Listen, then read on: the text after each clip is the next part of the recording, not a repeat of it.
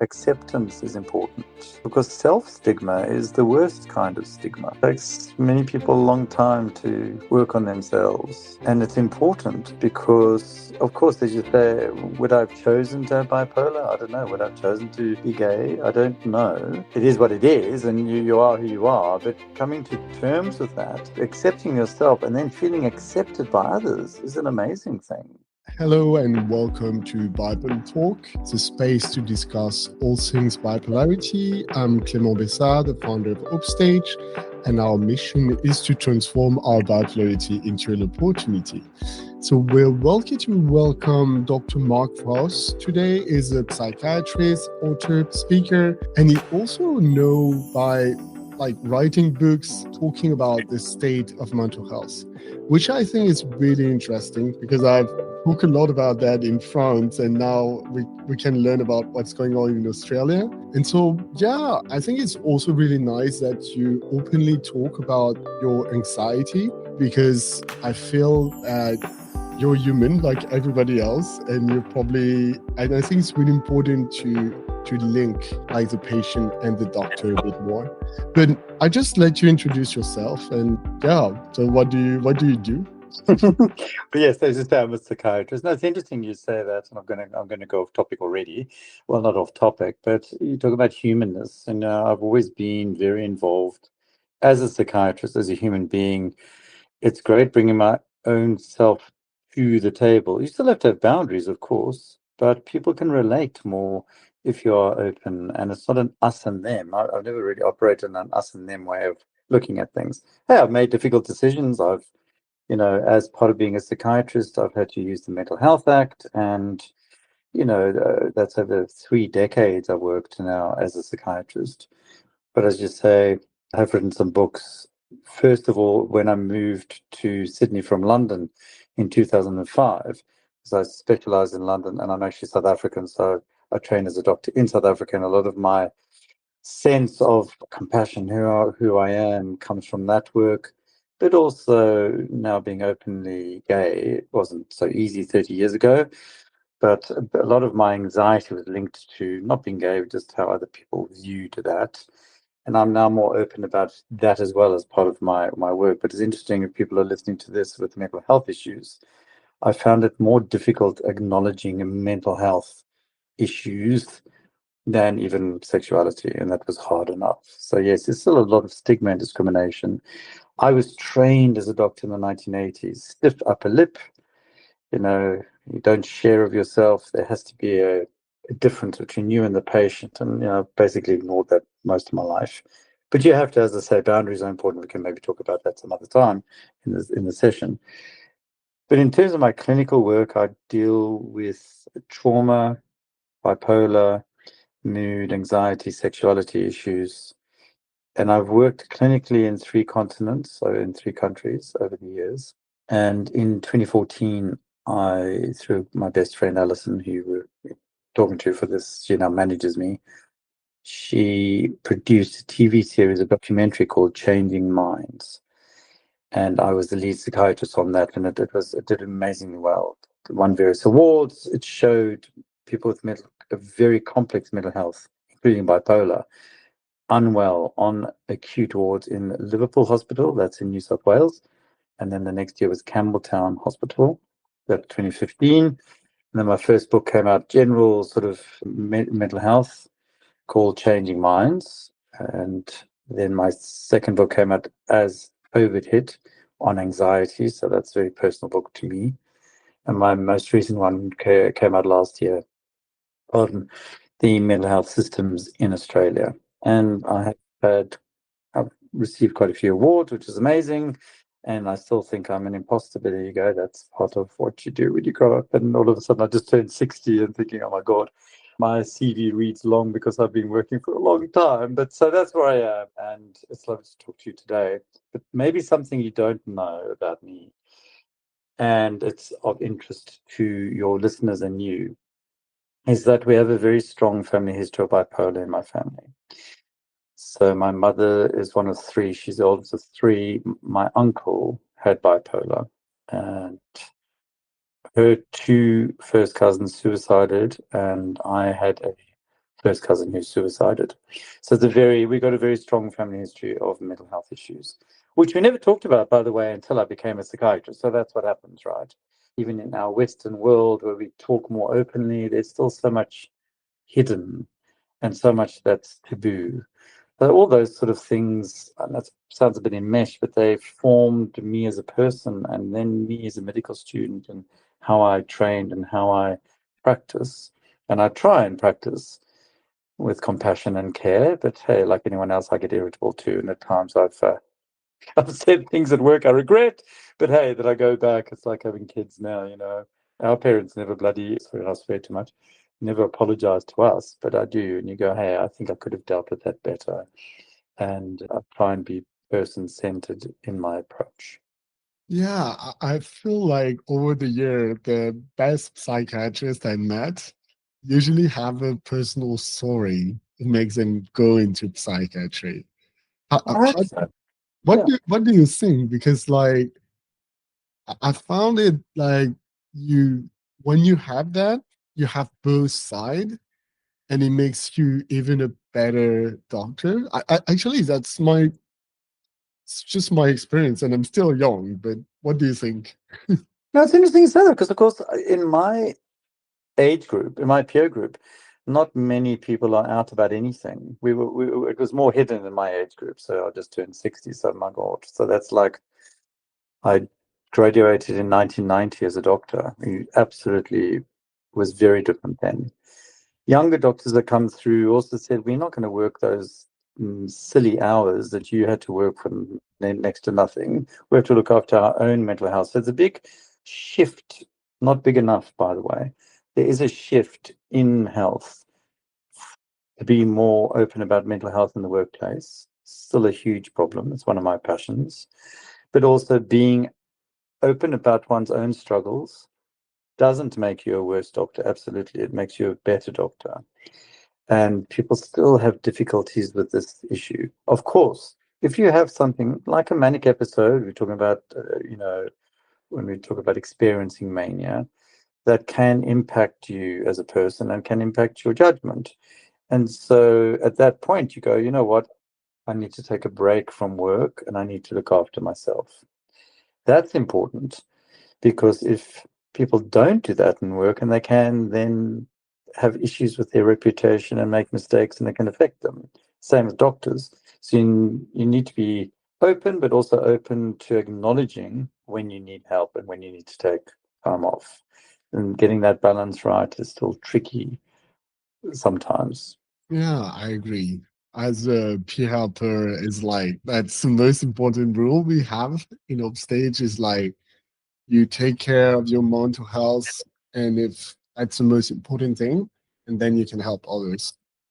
It's Yes. simple, but But sometimes, as you know, and hopefully people listening to this will relate, sometimes when you're feeling a bit up and you're starting to be a bit hypomanic, you think, oh, no, no, I'm great. I can do a whole lot of things and it's wonderful. And, why are people telling me I can't do something because I feel that I can and I'm not quite finishing any task. And then you go, okay, you know what? You need to take a break now. You need to take a break now.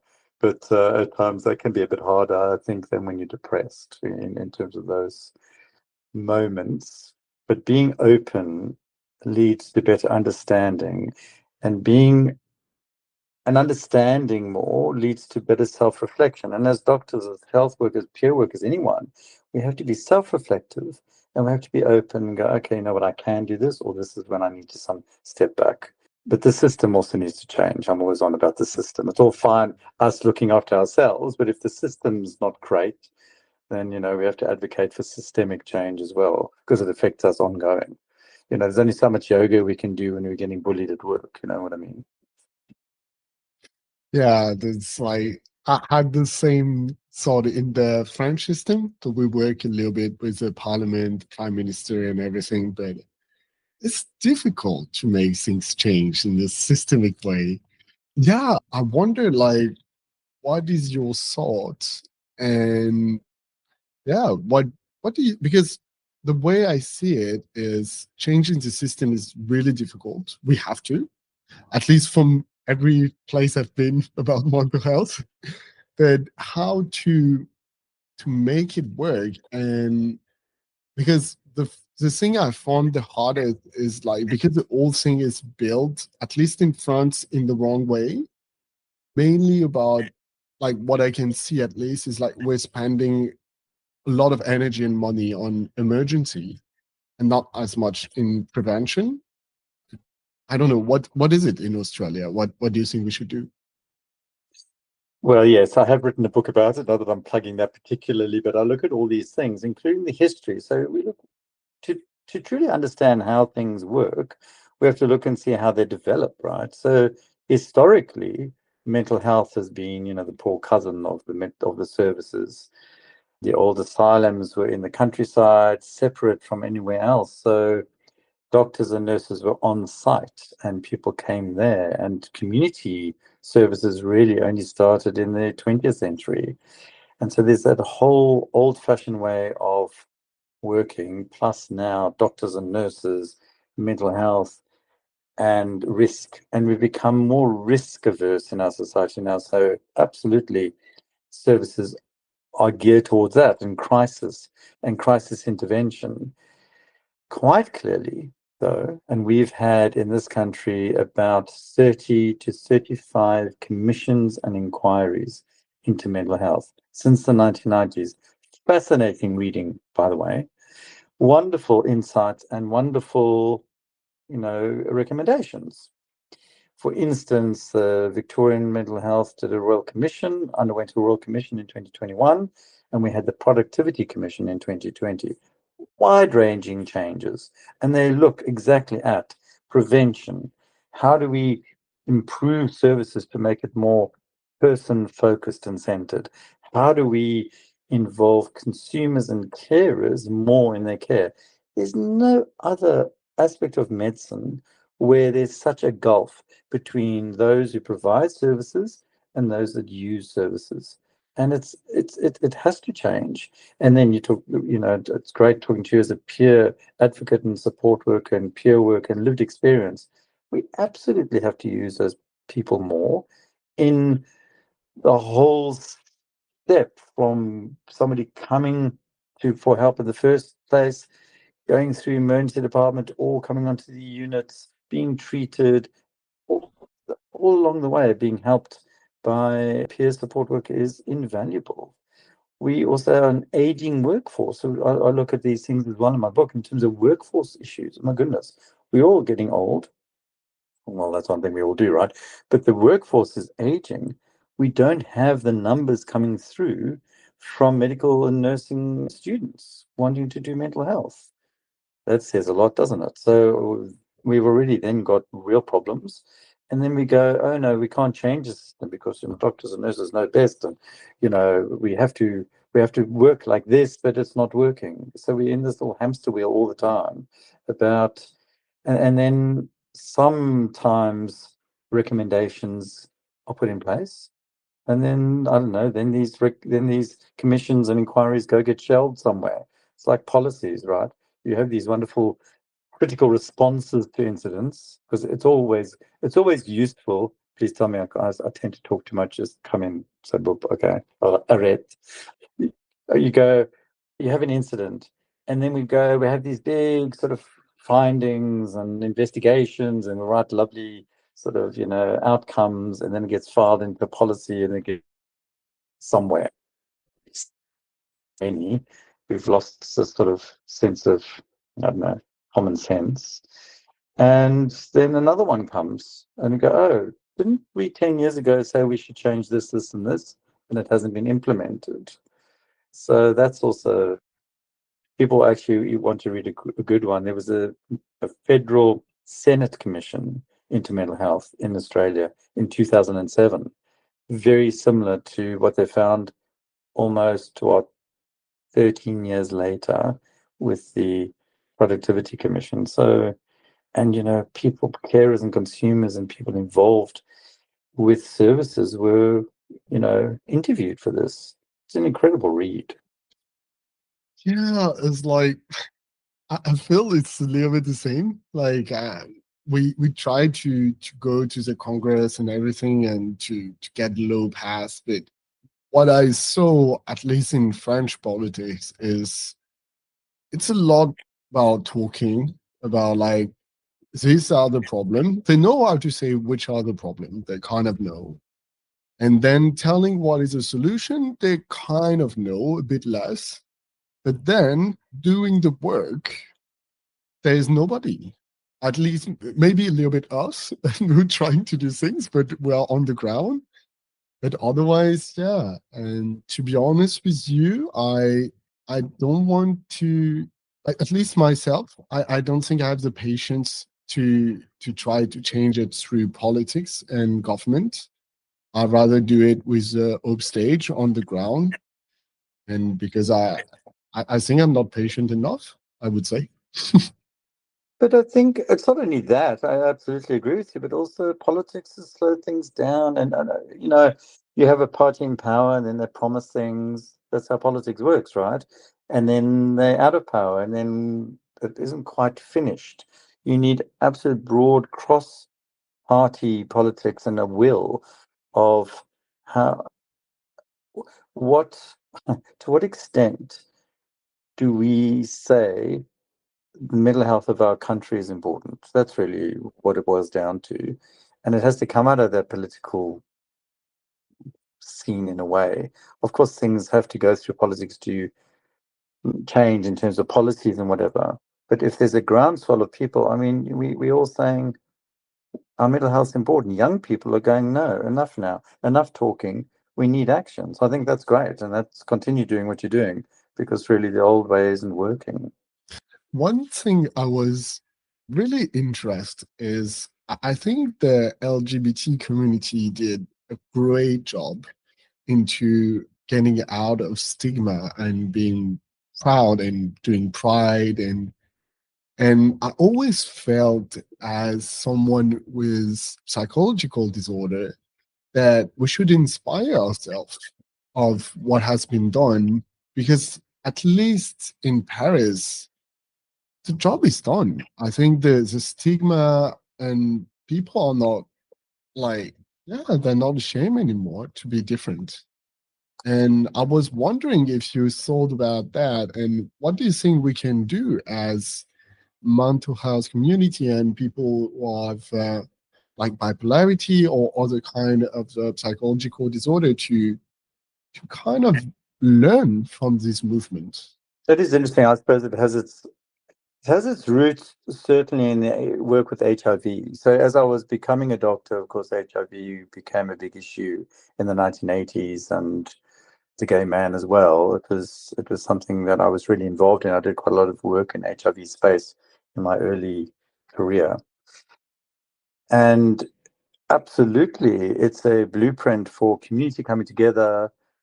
Absolutely, going to all levels of government and on the streets and doing sort of groundwork in people's homes, and as with groundswell of support. That's how movements happen and change things. Absolutely, but it did take.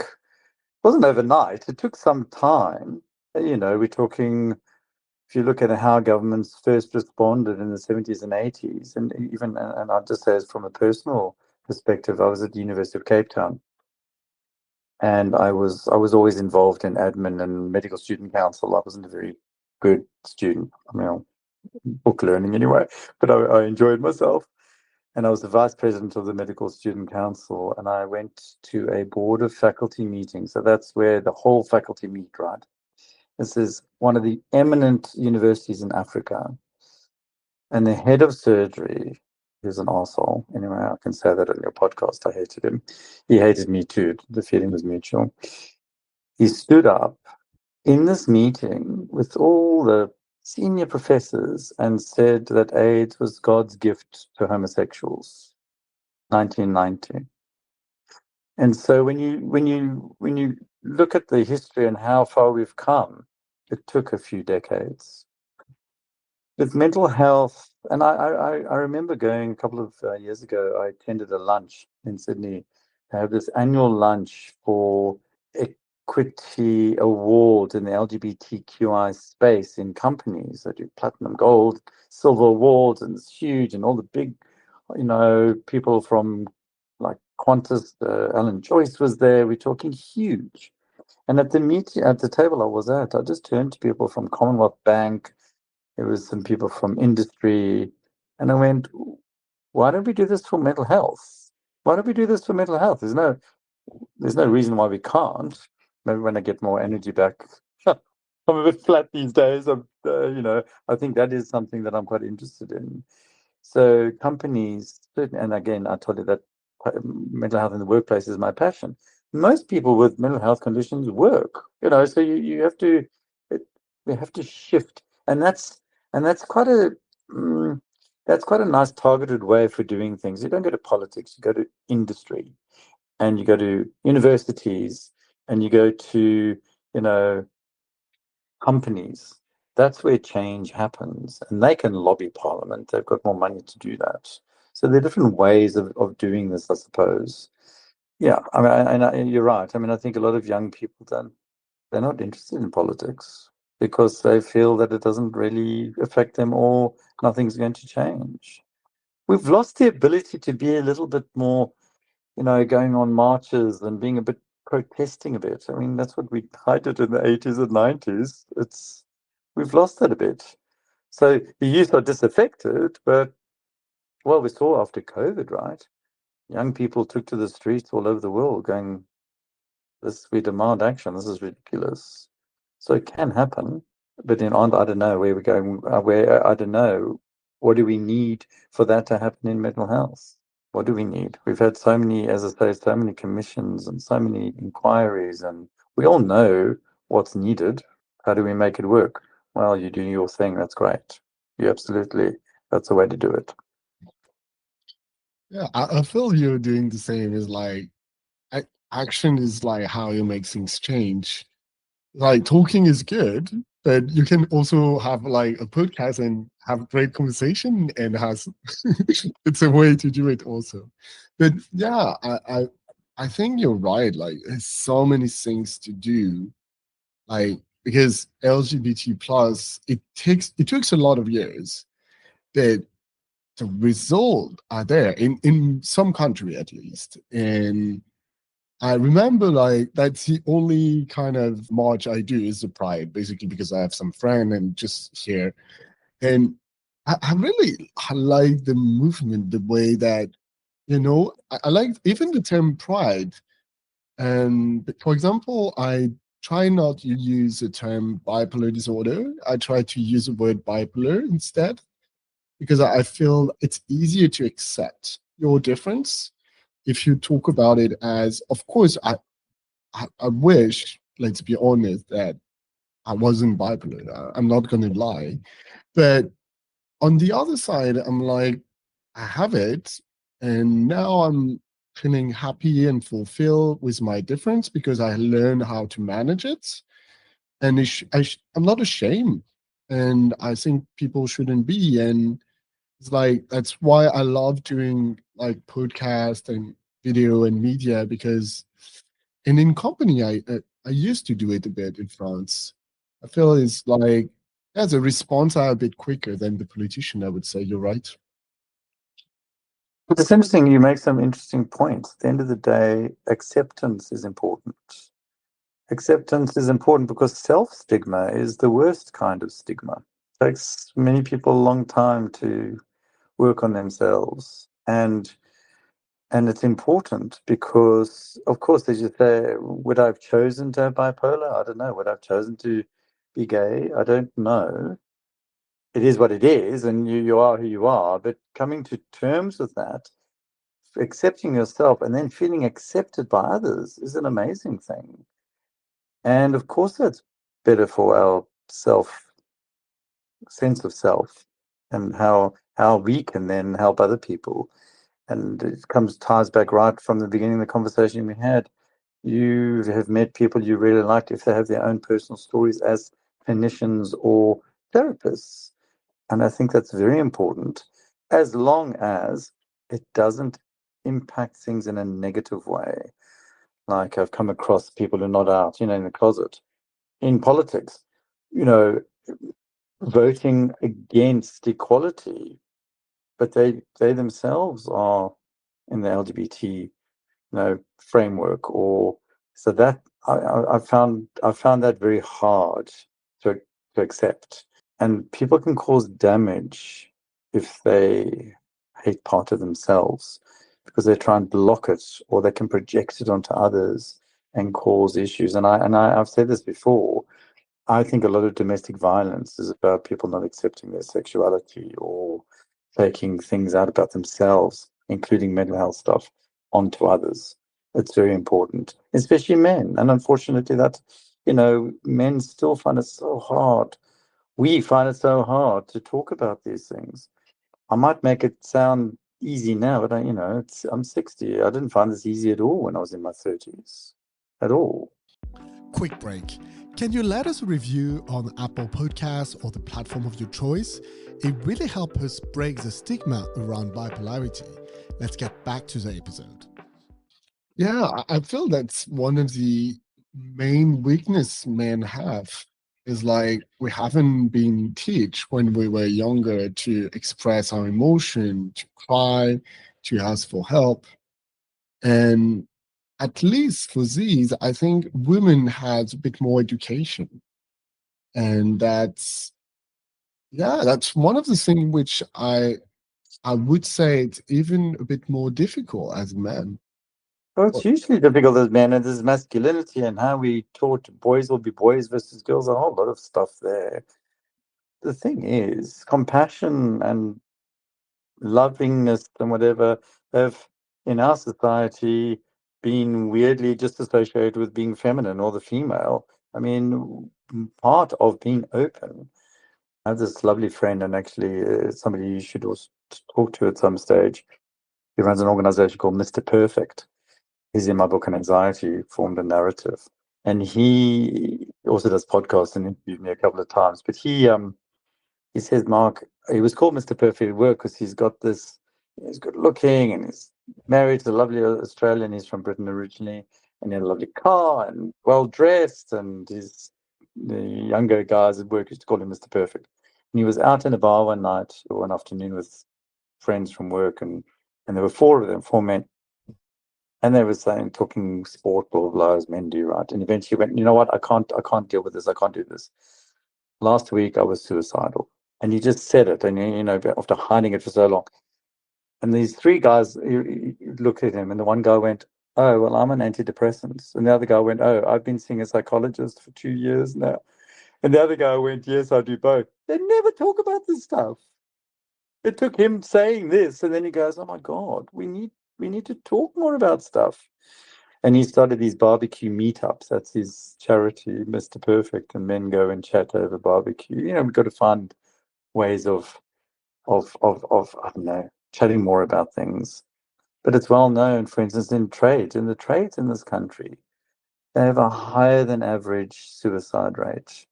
There's still bullying and real problems in our world, and men find it difficult. And talk about trauma. I've come across men who've been traumatized, including sexual trauma. They don't talk about it. They've never talked about it. All these things can form a dreadful, ugly cluster in someone, and they can drink too much or take drugs. We all know the difficult coping mechanisms, right? But they can also lash out at others, and it's a horrible thing to witness. And especially young men, because everyone just thinks they badly behaved, right? No, a lot of this comes from the communication style. You've got to try and be open to these things, because young men can sometimes be irritable and aggressive, but it's anger is a mood. It's really difficult, and we have to talk more about these things rather than say there's a problem. We have to try and fix it. Yeah, and like it's always the same, like just fixing the problem by leading by example, as you can say. And it's always the same. I know what you mean. Like whenever you arrive, for example, I just arrived here and I say I was bipolar because like just I'm talking openly about it. And you see the same thing, people starting to, oh yeah, and it's like it's always the same story. It's so wonderful to do that. But hey, before everyone thinks that I'm just like this perfect person now because I say all these things and I'm talking the right. I mean, I've got two boys. we have shared parents, and it's wonderful being a parent, by the way. And my older boy is 15 next month. And, life is so short too, anyway. And they both, I would never dare say this to my father, and when I was growing up, they come up to me sometimes and go, "You're being a grumpy old man." Oh, but thanks for the feedback. But we have to take feedback from things, and when they're doing things, rather than just lashing out, you go, "Hey, let's look at why are you doing this? What's stressing you out right now? Let's talk about it." And sometimes you don't have to talk about it. You go, "Okay, we don't have to talk about it," because sometimes people don't want to talk, or how do I engage someone if they don't want to talk to me? I go, "Well, you don't have to. Just be with them. Go, okay, let's play a game. Go on the PS5. That's how you engage with young men. Sometimes you go, okay, let's go for a walk. I'll buy you a coffee." Yeah, sometimes it's like those little things. I want to go back a little bit about your personal story because you have some family who have bipolar, and it's not easy. I think it's something we don't talk enough. Also, like, what is it to be part of a family where there's someone in trouble, and what can be done? Like, because it's like, what do you do when you're not the one but you want to help? What what do you what do you want to do now, and what do you wish you would have done? It's very hard. I mean, no one in my immediate family, my uncle lived in another city in South Africa when we were growing up. And he went through very difficult mood fluctuations. He was in construction, and he'd either be having lots of projects and was going well, or he'd lose everything. And it affected my cousins growing up in that difficult way. And of course, they didn't feel that they had a voice at the time. And he also had three wives, so it affected his relationships, and it was a negative. It was often negative, and it's not, as you say, it's not easy bringing up these things, but you got to be you got to try. And in terms of feedback, often when people are in the process of experiencing, say, mania or hypomania, they don't they don't really want feedback, or they don't really like getting feedback at the time, right? The the the, the reason why Changing Minds, I suppose, did so well was the first time people went in and got filmed. And people, so it's a roundabout way of answering your question, but hopefully I am. They got filmed, and so people often ask me, "What about the consent for this?" It was very well thought out, right? People were given the opportunity to view themselves once they got better, having been filmed when they weren't so well. And two people pulled out. They were shocked when they saw themselves experiencing mental ill health at the time. And I find that it's an incredible, very in your face sort of way, but it's an incredible way to look and go, wow, that's me. When I'm not, we all have phones, we might as well use them positively, right? Because often, especially with psychosis, people don't have memory. It's just like they don't quite remember what they went through. And you're trying to explain it to them, but they have to experience it for themselves. And as you get older, that's about getting, you know, an understanding and an acknowledgement of what's going on. And then you sit down and go, okay, I'm ready to talk. Because you can't force it sometimes. And sometimes we have to make mistakes. That's part of being human, right? And hopefully it's not tragic mistakes, because people do engage in high risk activities in those times. And then it can be very difficult for the family.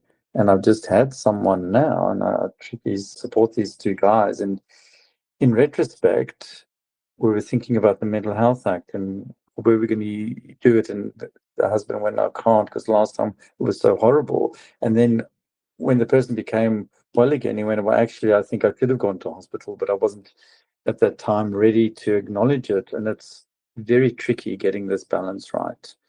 And each time you learn and hope that you come together and, and sorry, I hope I'm making some sense here with people listening, because it's not an easy answer to what you just asked, actually. But the only way forward is if things are in the open and we talk about it. and we eventually get to the point where we can have a dialogue systemically with everyone involved. So you, as the person who's having the issues at the time, experiencing mental health, ill health, and your carers and loved ones around you going, okay, how do we prevent things getting bad again? And talking about prevention, then you have something called advanced directives. So you're talking to me now, you feel great, you go, okay, Mark, I'd like your help with drafting this management plan. When I become unwell or when I experience maybe hypomania, I'd like this to happen to me. Or when I come to hospital and I haven't got full capacity because I'm incapacitated by my experiences at the time, I want to be looked after properly with love and compassion. And I don't want these medications, and I'd like this person involved in my care. And that's where the peer lived experience, peer support workers can be so useful. Those are the sort of things that we can use to make someone's journey better. Because you talk about crisis, sometimes and often this is with young men, their first experience of mental health is being dragged to hospital by the police or ambulance. That doesn't bode well for future engagement or, and I've had young men come to me too in radio shows or whatever. I've been very hard questions have gone, I went to hospital for help and I was stripped and put in a room. That's not compassionate care. Anyway, we've got to get that, we got to work on those things. But yes, I'm not quite sure I answered your specific question, but, with families, it's hard. And I've dealt with families who have suffered consequences for decades because of things that weren't handled well and secrets and lies. Yeah, I think you're right, and we did this sort of little action plan. I put them in the description. It's just like asking yourself this type of question, like, who do you want? Like, if some crisis happen, what do you do, basically? Because as you say, Mark, it's like, at least for me, when I go into hypomanic phase, because I don't really go to manic phase, but it can be still high. It's like my brain is not working properly. So if I don't do it when I'm stable, and like when I put my sword and do it, I do it with my girlfriend and my mom usually, and my psychiatrist, my psychologist, and everything. And it's like, then what do you do, or what is the path you want to go, and it helped a lot. But as you also say, is like, it's really tough to accept and change when you are too low or too high. And when you're kind of stabilized, I wouldn't say like perfectly stabilized, but when you're not, then you have really a sort of an opportunity moment, which is tough because you're finally doing well. And now you got to work on yourself and you're going to take this path.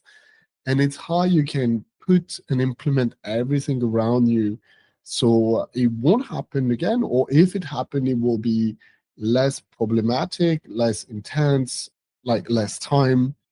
So yeah, I put it in the description. So if you guys want to see, and Well, thanks that's what I for meant your by, yeah, absolutely. That's what I was talking about earlier. What's interesting, what you just said, prevention isn't prevention doesn't just mean stop something from happening. Prevention's also about making sure if it does happen, it happens in a better, nicer way and it doesn't have a tragic consequence.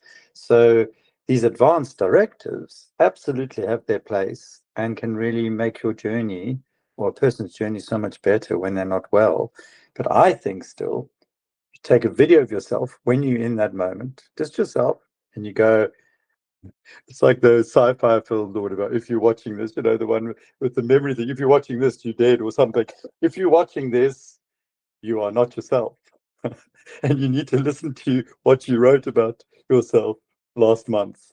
And you need to listen to whatever person's name you want to say there and go, no one's out to get you. They're there to help you. We all love you. Love yourself. Bye. So that's great, because a couple of people do that and go, oh, because it's a bit of a if you see yourself saying something, I think that's quite a thing. Yeah, thank you for the filming thing. It's the first time I hear about it, and I really like the idea. I will give it and share it. Well, as I said, I saw that young man who was going to be, he was filmed. And, for reality, well, it's not reality, it's a documentary, right? For 3 hours of filming, it was more than 300 hours of filming. I mean, it's huge, right? And so he'd been filmed. He's a lovely young man, and he had such a wonderful way about himself. And then when he saw himself experiencing psychosis, he found it very confronting. And he said it was really one of the best things that's happened to him as well, in a positive way. And after that, he was well, never had another psychotic episode again for the 5 years that I knew him. And it was quite incredible. So it can be quite useful when you've, because how do you gain that understanding and acknowledgement and acceptance? It's a journey in itself, right? Yeah, and that's one of the toughest things. And that's what we talk every day into the community is like to accept that you don't want to live. At least I did an hypomanic or manic phase anymore.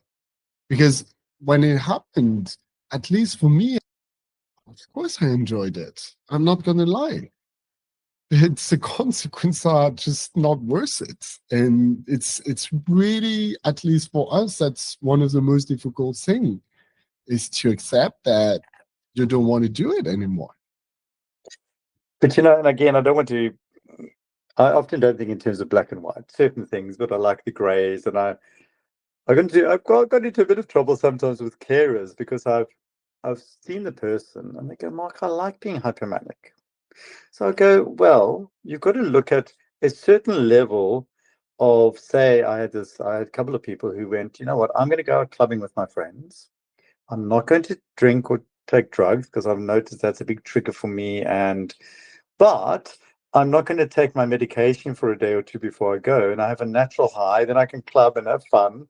And then I come home and I take my medication to sleep. Now, that some people might go, oh, Mark, that's nonsense. And I know some colleagues who go, that's really irresponsible. I hope you know I'm not trying to be irresponsible. I'm trying to then go with the person and go, like, I drank too much on the weekend. I'll just tell you that I'm supposed to be doing dry July. It was lovely. And I go, oh, I really don't want to drink. And then you go next time, okay, you know what? I'm going to make a plan now to not drink for the next 2 weeks. We all human. That's a human nature. We are human.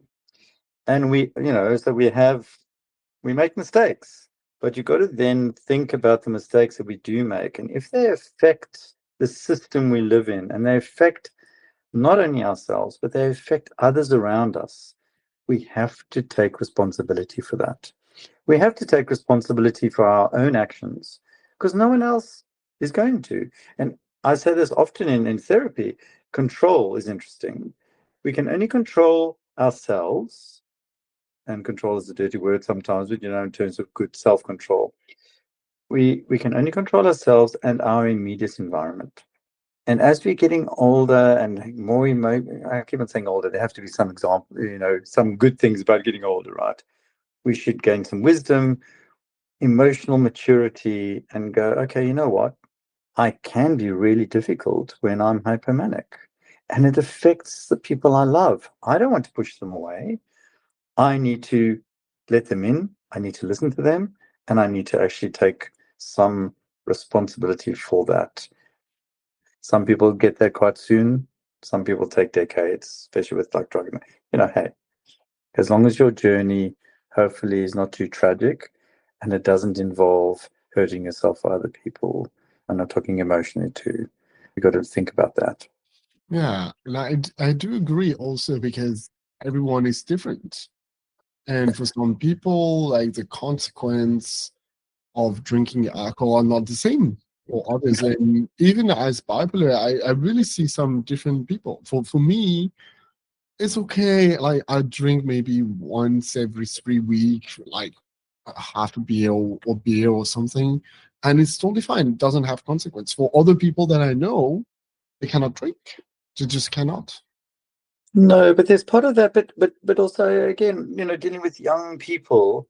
in my life, in my public work, and very complex stuff, a lot of medication with a lot of side effects.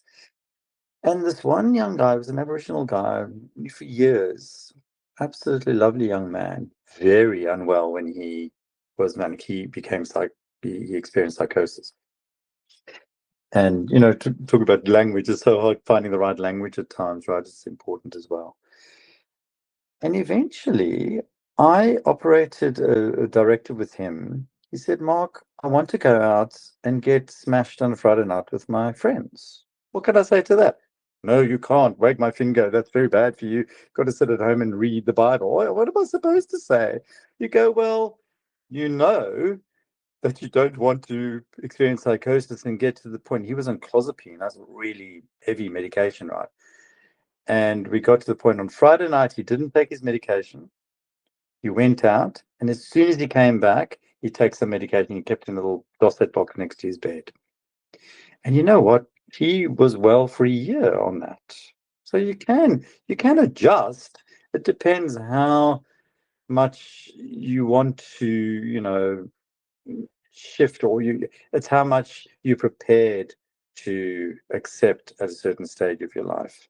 What young person wants to be on medication for every single day of the week? None, because then people stop their medication. I'd rather have, it's like minimize risk. It's like with drugs as well. So that black and white, it's not either or. Some people can manage taking substances and controlling them. Not many, by the way, people listening, not many can get it right, but some people can. And then you look at, okay, harm minimization versus my life versus enjoyment versus, okay, I'll accept medication. Yeah, I agree. And I feel like it's important to be honest. Because I fully agree. I'm seeing the time flies. Yeah, sorry, yes, Pharaoh. I have one last question is like, if you had a magic wand, what would you change in mental health? It's easy to say yes, more money, more services, absolutely. But if I could change something in mental health, it would be absolutely the ability for somebody to hold their funding and then decide what they were going to use it for in the year. If it was going into a private clinic, going to a yoga retreat, taking medication, paying for their medication, getting NDIS funding, all those sort of things. I would like for mental health, like the NDIS, for people to control their own funding and work out what's important to them and have the ability to actually use it. Really interesting. I like it. No, awesome, Mark. Thanks a lot for your time. No, it was lovely to talk to you, and anytime. To learn more about bipolarity, go to our website, upstage.com, HOPESTAGE.com. See you soon.